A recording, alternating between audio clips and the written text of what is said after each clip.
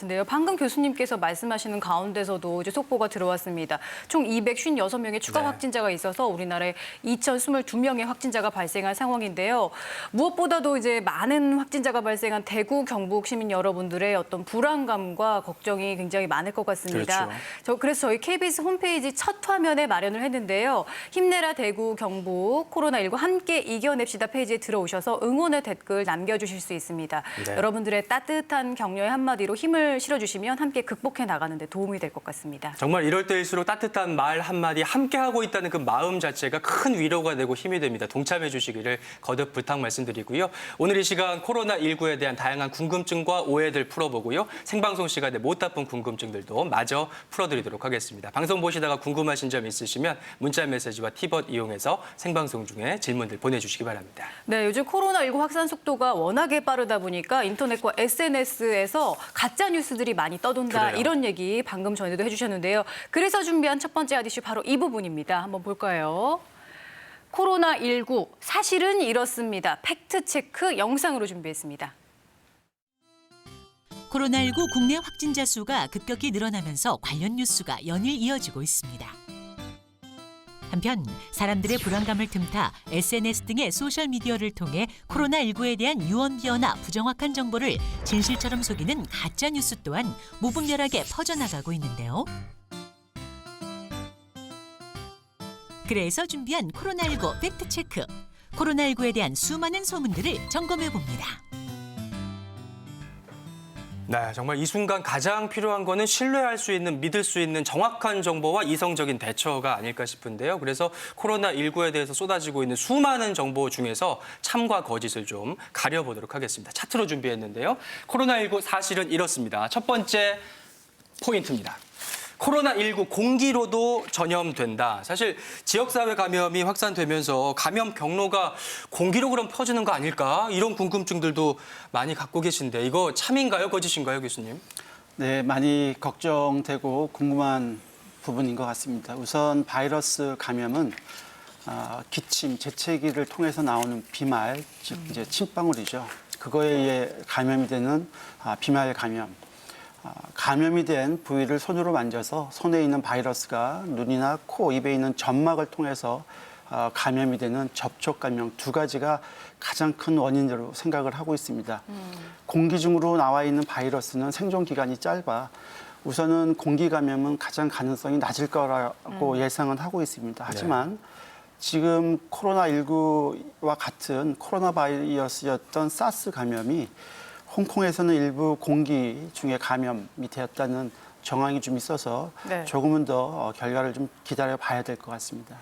네, 뭐 가능성은 낮지만 아직까지 100% 확인의 부분은 없는 만큼 무엇보다도 마스크 착용, 손 씻기 같은 개인 위생 관리 더 힘쓰시는 게 좋을 것 같습니다. 코로나19 두 번째 팩트체크로 넘어가 볼게요. 두 번째 궁금증은 바로 이건데요.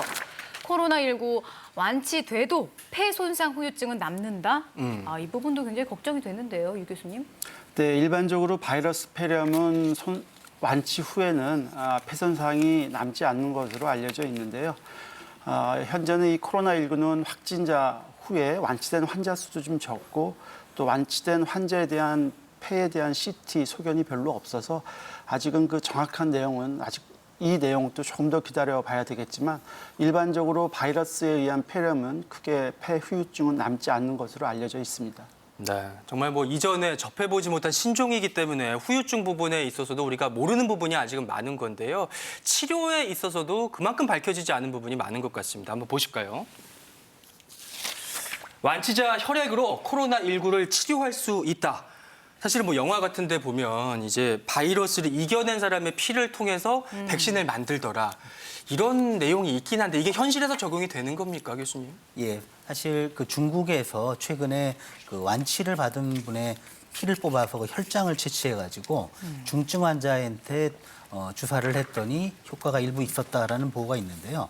사실 아직은 근거가 부족합니다. 왜냐하면 지금 뾰족한 백신이나 치료제가 없기 때문에 여러 가지 시도가 되고 있긴 한데 사실 이 항체가 완치자에서 생기면 이 항체가 다른 환자의 치료에 도움이 되지 않을까 적용하는 건데요. 근데 아직은 이 항체가 실제 치료 효과가 있는지는 확실하지 않기 때문에 앞으로 좀 더 그 실험 결과나 아니면 그동안의 임상 결과를 지켜볼 필요가 있겠습니다. 네.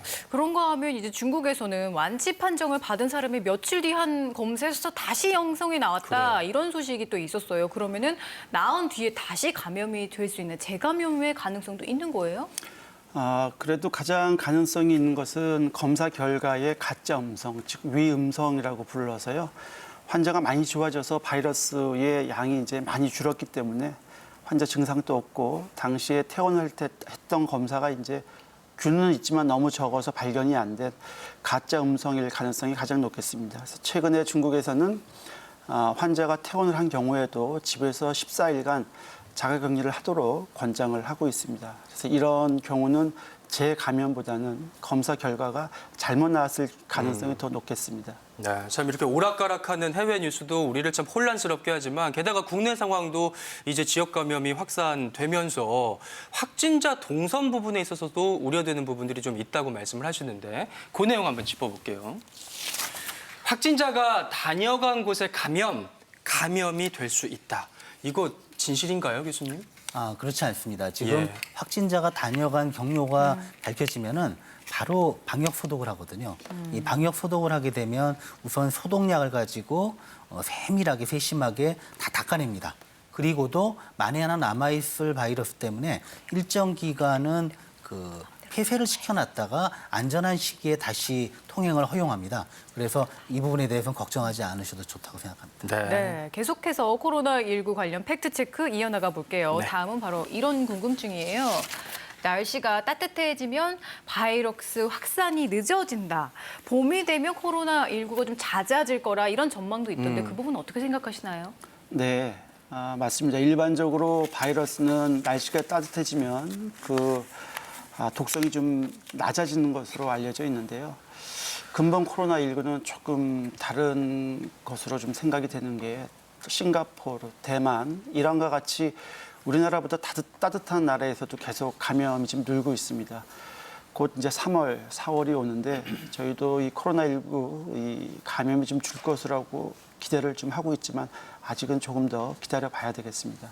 네, 저희가 이렇게 설명을 듣는 중에도 힘내라 대구 경북 코로나19 함께 이겨냅시다 KBS 홈페이지를 통해서 많은 분들이 응원의 메시지 보내주고 계신데요.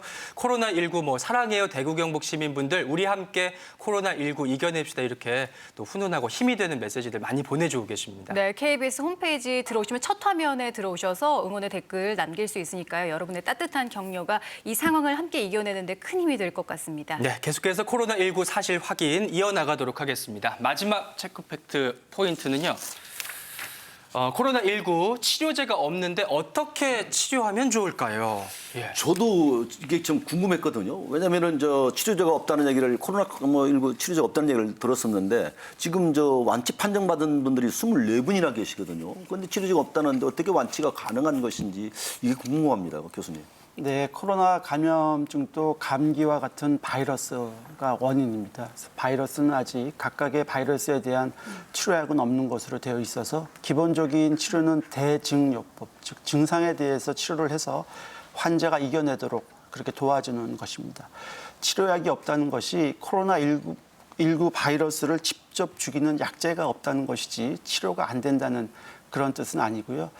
최근 일부 중증 환자에 대해서는 에이즈나 에볼라 때 사용하는 항바이러스 약물이 일부 도움이 된다고 알려져 있습니다. 예.